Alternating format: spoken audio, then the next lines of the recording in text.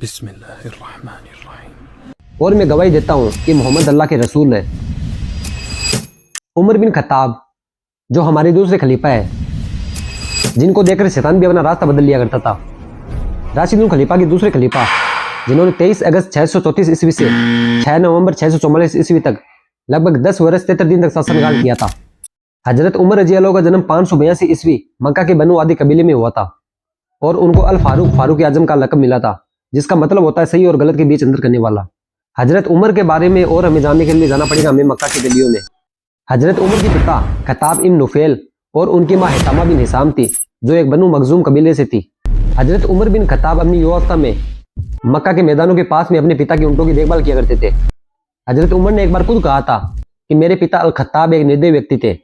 वह मुझसे कड़ी मेहनत करवाते थे और जब मैं कोई काम नहीं करता था तब वह मुझे बहुत जोरों से मारते थे और इतना मारते थे और मुझसे थका देने तक काम करते थे। इस्लाम से पहले अरब में माहौल असामान्य होने के कारण भी हजरत उमर ने जवानी में पढ़ना लिखना सीखा। हजरत उमर ने अपनी युवावस्था में मार्शल आर्ट, घुड़सवारी, कुश्तीबाजी और तलवारबाजी सीखी। वे कद में काफी लंबे और शरीर में काफी शक्तिशाली थे और एक जाने माने पहलवान थे। हजरत उमर एक सफल व्यापारी बन गए थे। उन्होंने रोम और फारस की कई यात्राएं की और कहा जाता है उन्होंने बड़े बड़े विद्वानों से भी मुलाकात की। रोमन और फारसी समाजों का विश्लेषण किया और एक व्यापारी के रूप में वो सफल रहे। अपने जीवन के 40 वर्ष बाद जब प्यारे आका सल्लल्लाहु अलैहि वसल्लम ने 610 ईस्वी 12 रबीउल अव्वल को नबूवत का ऐलान किया और इस्लाम का प्रचार करना शुरू किया। हालांकि मक्का में अन्य लोगों की तरह हजरत उमर ने भी इसका विरोध किया और मुसलमानों को सताने में वो प्रमुख था। हजरत उमर ने प्यारे आका सल्लल्लाहु अलैहि वसल्लम को मारने का भी इरादा किया था, क्योंकि हजरत उमर का मानना था वह कुरैश की एकता में विश्वास रखता है और इस्लाम के नए विश्वास को वो विभाजन का कारण मानता था। जब प्यारे आका मोहम्मद सल्लल्लाहु अलैहि वसल्लम ने इस्लाम का प्रचार शुरू किया तो सल्लल्लाहु अलैहि वसल्लम ने अपने कुछ साथियों को अबिसिनिया पलायन करने का आदेश दिया। जब मुसलमानों का एक छोटा सा समूह पलायन कर गया तो हजरत उमर कुरैश की भीषण की एकता के बारे में चिंतित हो गए और उन्होंने प्यारे आका सल्लल्लाहु अलैहि वसल्लम को मारने का इरादा किया। प्यारे आका सल्लल्लाहु अलैहि वसल्लम की हत्या करने के इरादे से जाते हुए हजरत को रास्ते में उसके सबसे करीबी दोस्त से मुलाकात हुई, जिसने पहले से इस्लाम धर्म कबूल कर लिया था, वो भी बिना किसी को बताए, और इसकी खबर हजरत उमर को भी नहीं थी। जब हजरत उमर ने उससे कहा कि मैं मोहम्मद की हत्या करने जा रहा हूँ, तब उसके दोस्त नूम ने कहा, अल्लाह की कसम, तुमने अल्लाह को धोखा दिया है। क्या तुम्हें लगता है मोहम्मद की हत्या करने के बाद उसके पिता तुम्हें मक्का की गलियों में जिंदा घूमने देगा? हजरत उमर के दोस्त ने उमर को घर लौटने की सलाह दी और अपने घर की पूछताछ करने की सलाह दी। हजरत उमर की बहन और उसके बहनोई सईद बिन जैद ने पहले से इस्लाम धर्म कबूल कर लिया था। सईद बिन जैद जो हजरत उमर के चचेरे भाई थे। जब हजरत उमर अपने घर पहुंचे तो उसकी बहन और उसके बहनोई सईद बिन जैद कुरान की आयतें पढ़ रहे थे। यह देखकर उमर लाल हो गया और वह अपने बहनोई को बुरी तरह मारने लगा। जब उसकी बहन अपने शोहर सईद बिन जैद को बचाने आई तो हजरत उमर उसे भी मारने लगा, लेकिन वे फिर भी कहते रहे, तुम हमें मार सकते हो लेकिन हम इस्लाम नहीं छोड़ेंगे। यह सुनते ही हजरत उमर ने अपनी बहन को इतनी जोर से थप्पड़ मारा कि वह खून से लथपथ हो गई और जमीन पर गिर गई।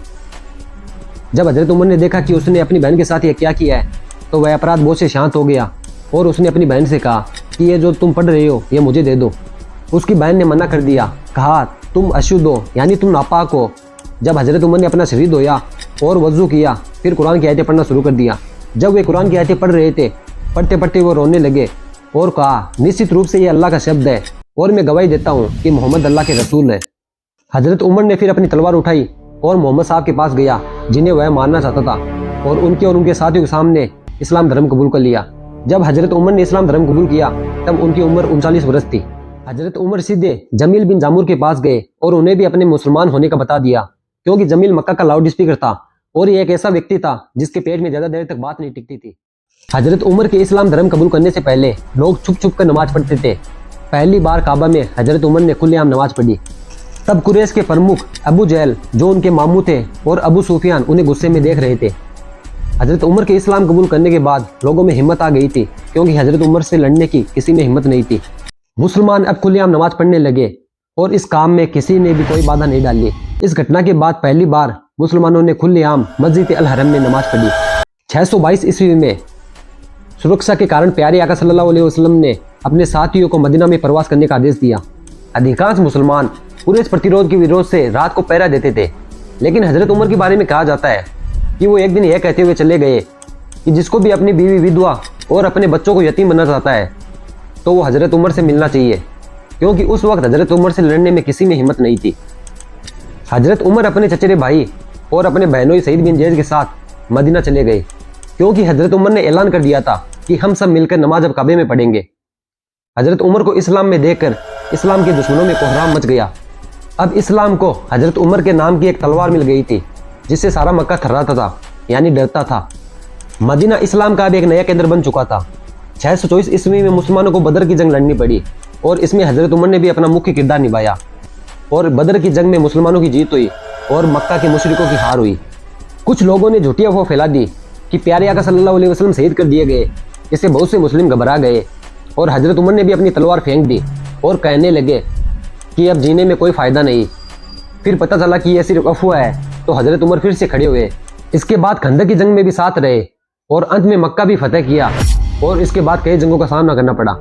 8 जून 633 ईस्वी हजरत मोहम्मद प्यारे आका सल्लल्लाहु अलैहि वसल्लम इस फानी दुनिया से पर्दा ले चुके थे। हजरत उमर और उनके साथियों को अभी भी विश्वास नहीं हो रहा था कि प्यारे आका सल्लल्लाहु अलैहि वसल्लम इस दुनिया से पर्दा ले चुके हैं।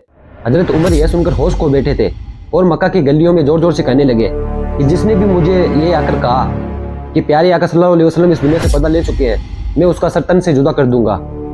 इस नाजुक मौके पर सारी परिस्थिति अबू बकर सिद्दीक ने संभाली और उनको एक खुतबा यानी एक भाषण दिया और कुरान की कुछ आयतें पढ़कर सुनाई। हजरत अबू बकर सिद्दीक से यह सुनकर सारे लोग रच खाकर गिर गए तथा हजरत उमर भी अपने घुटनों के बल गिर गए और इस बहुत बड़े दुख को स्वीकार कर लिया। जब हजरत अबू बकर सिद्दीक को लगा कि उनका समय नजदीक आ गया है, तो उन्होंने अगले खलीफा हजरत उमर बिन खत्ताब को चुना। हजरत उमर बिन खत्ताब उनकी असाधारण न्याय, शक्ति, राजनीतिक और गरीबों की देखभाल के लिए अच्छी तरह जाने जाते थे। हजरत उमर के उत्तराधिकारी यानी खलीफा के रूप में किसी को कोई परेशानी नहीं थी। हजरत अबू बकर सिद्दीक ने हजरत उस्मानी गनी से वसीयत लिखवाई कि हजरत उमर बिन खत्ताब उनके उत्तराधिकारी यानी अगले खलीफा होंगे। अगस्त 634 ईस्वी हजरत अबू बकर सिद्दीक इस दुनिया से चले गए और हजरत उमर बिन खत्ताब अगले खलीफा बन गए और एक नए दौर की शुरुआत हुई। हजरत उमर ने इस्लाम के लिए बहुत सी लड़ाइयाँ लड़ी और उनमें जीत भी हासिल की। हजरत उमर बिन खत्ताब ने योद्धाओं की पेंसिल और इस्लामी कैलेंडर का उद्घाटन किया। उन्होंने मिस्र में अल फुस्तात और इराक में बसरा और कूफा के गैरिसन शहरों की स्थापना की। 644 ईस्वी में हजरत उमर बिन खत्ताब पर सद्दे की हालत में एक फारसी गुलाम अबू लुलूग ने हमला किया और 3 दिनों के बाद में हजरत उमर बिन खत्ताब शहीद हो गए। हजरत उमर बिन खत्ताब ने दुनिया से जाने से पहले एक 6 लोगों की परिषद नियुक्त की और हजरत उस्मान इब्न अफ़ान को अपना उत्तराधिकारी यानी तीसरा खलीफा के रूप में चुना गया। अगर वीडियो में मुझसे किसी प्रकार की गलती हो गई है तो अल्लाह मुझे माफ़ करे। अस्सलाम वालेकुम, मिलते हैं अगले वीडियो में।